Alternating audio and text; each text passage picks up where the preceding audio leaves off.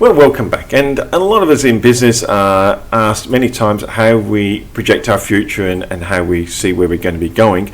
And one technique that is often talked about and perhaps not explored as much as it could be is the technique of creative visualization. So I've invited Tony Inman in to talk to me about this subject because you're full bottle on it. How are you, Tony? I'm excellent, thank you, Michael. How are you? Yeah, I'm very good. I know you've had a couple of skin cans there and getting a bit of a croaky voice today, but we're still not going to let you go. It's one of the hazards of being a redhead person in Australia. Yes. Creative visualization, Tony. How does this fit into business? Is it a myth? I mean, is it just this urban myth and people have played around with it and gone, oh, we'll write a couple of books on this. This'll sell a few copies? Absolutely not. I've got plenty of experiences firsthand where to back it up that this thing actually works if you do it. Okay, so let's break it down. Creative visualization. What actually? It's not just going, I wish this, I wish this, I wish this. Is it? There's some process, some steps to it. That's right. I mean, it's a common sort of misconception that if you just imagine, oh yes, I'm going to win the lottery next week, and I'll buy the tickets, and I'll win the lottery, and yes, yeah. it's gonna come my way. Well, you do actually have to go and buy the tickets. It's like people that join the gym and expect to lose weight. Well, you've actually got to go to the gym as well. There has to be an element of action taking place as well. So where do you actually start with this process then? Well, good question. I think for me it's part of your life. It's not just in business. It's actually how do you want your life to be. It's one of my underlying philosophies anyway as a sort of business / life coach. I look at both. I see them both as interrelated, interdependent. Because that's one thing with Club Red, isn't it? You don't say they're two separate silos. You actually join them together and say, no, it's your complete life. Absolutely. Well, when I very first started, I was questioning myself and going, do I want to be a business coach or do I want to be a life coach? Having had the experience of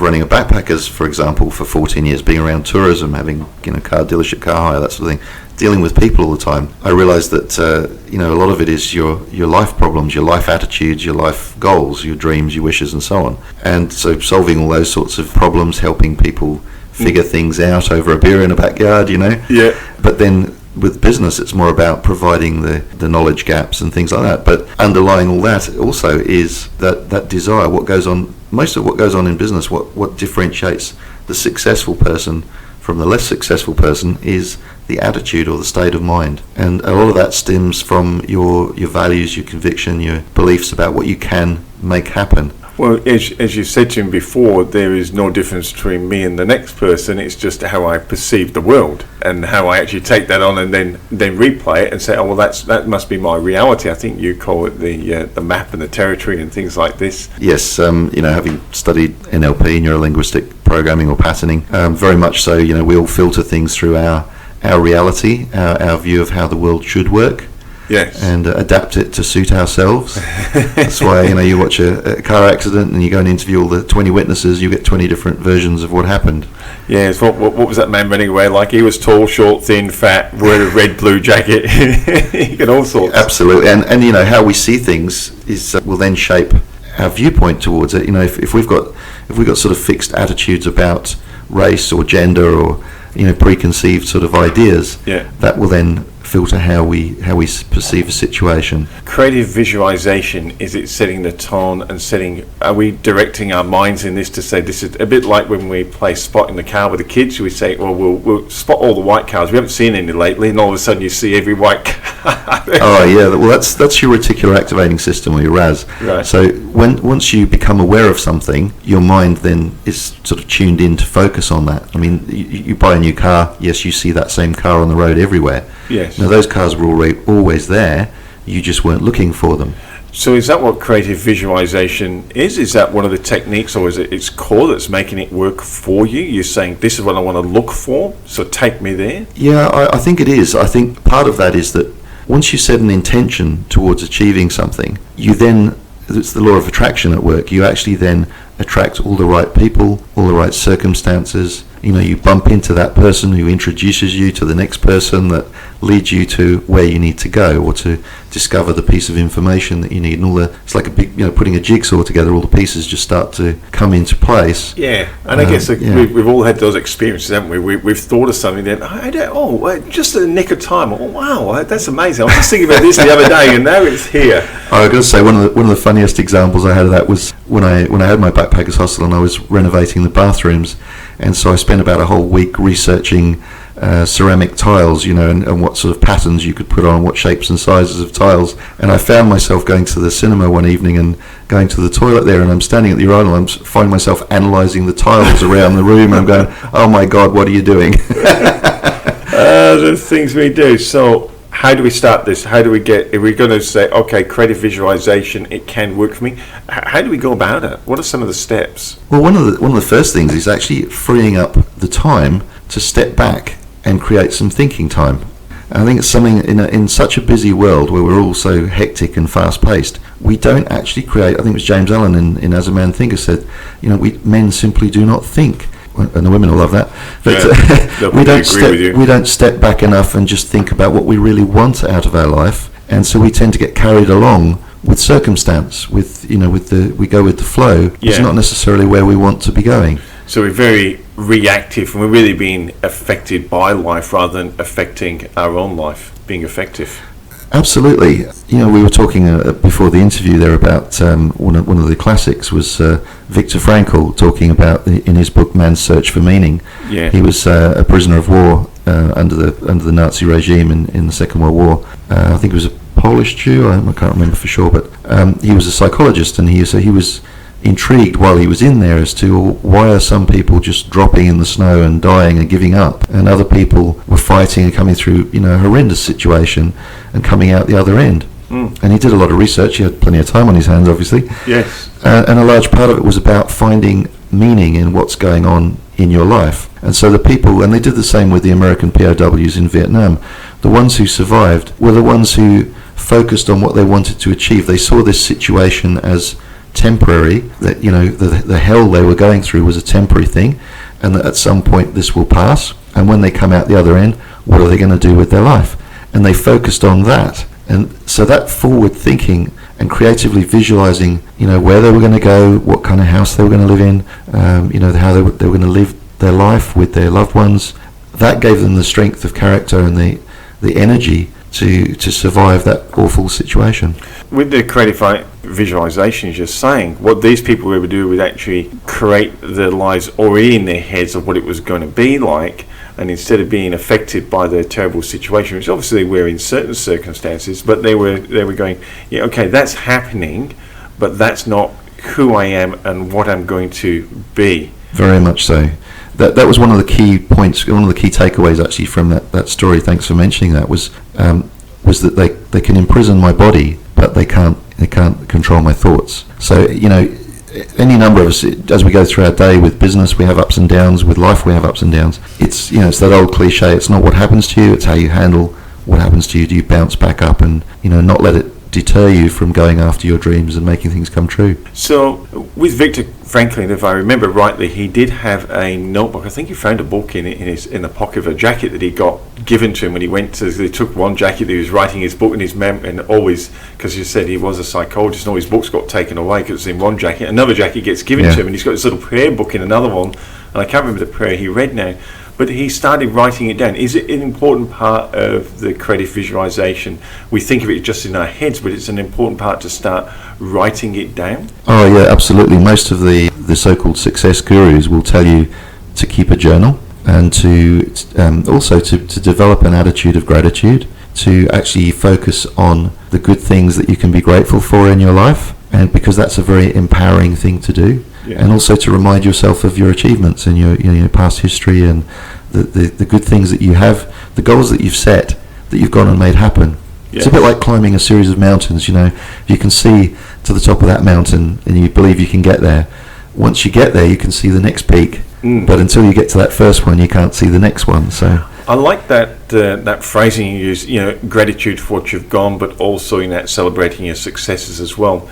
And I do find, especially when we're in Australia, there's an Australian culture, we're a little bit shy about allowing ourselves to actually appreciate our success or celebrate them and go, oh, that was good, it's kind of, don't do that, you're an Aussie, we don't. The tall poppy syndrome, they call it, for sure. But it is an important part. If you're going to get through something or you're going to achieve a goal, it's very important, to be able to accept gratitude is one thing, but also to be able to accept this was good, I did really well, and give yourself a pat on the back. So as well as giving gratitude to other people, it's also a very positive quality to develop in yourself, to also be able to give yourself those pats on the backs and celebrate your successes. Oh, absolutely, because a lot of why people don't achieve things is they don't think they can. So if you keep reminding yourself, or so if you keep saying to yourself over and over with your self-talk and the little voice you hear in your head, oh, I'm no good at that, or I can't do that, you actually are reminding yourself, or you're programming yourself to fail.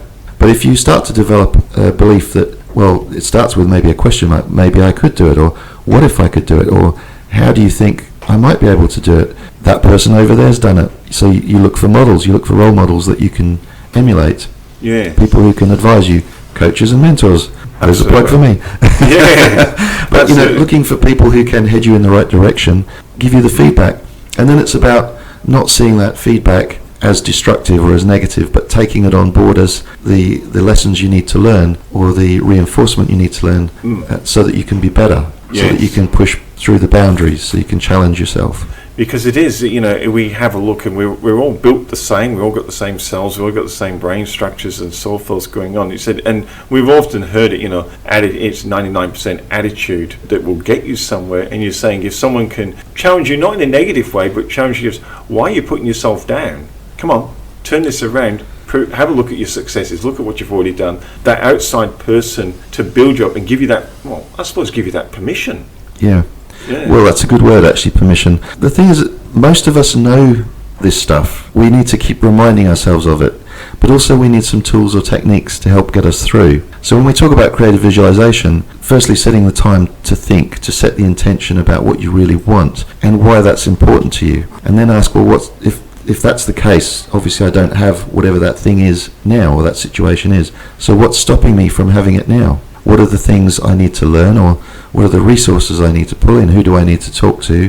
What skills do I need so that I can achieve it? So the thing that a lot of people miss is they want to have the result now, but the point they're missing is to have it, you need to become the person who's capable of having it, the person who deserves to have it.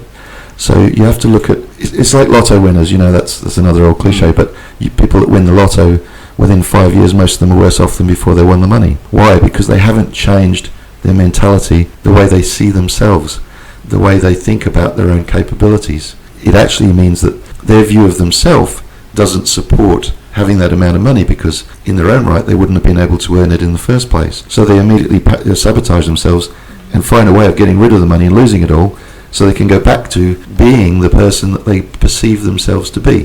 So it's all about your sense of identity. If you can expand that sense of identity, give yourself new references, as Tony Robbins likes to say, so that you've got other things to aspire to, and role models to emulate, and knowledge to gain that will help you get from here to where you want to be. And I think those questions that you talk about are very important, because otherwise we find ourselves just in a reactive pattern, and they're very, very short-term goals and short-term wins. We might have won that particular argument, I was right, you were wrong. I might have got that contract and got the money in the bank, but all of a sudden we find, because we just did it without any thought or questioning of what we really want to be and what we want to achieve, we find it's damaged another part of our life. We suddenly turn around and another part of our life has suffered because of it.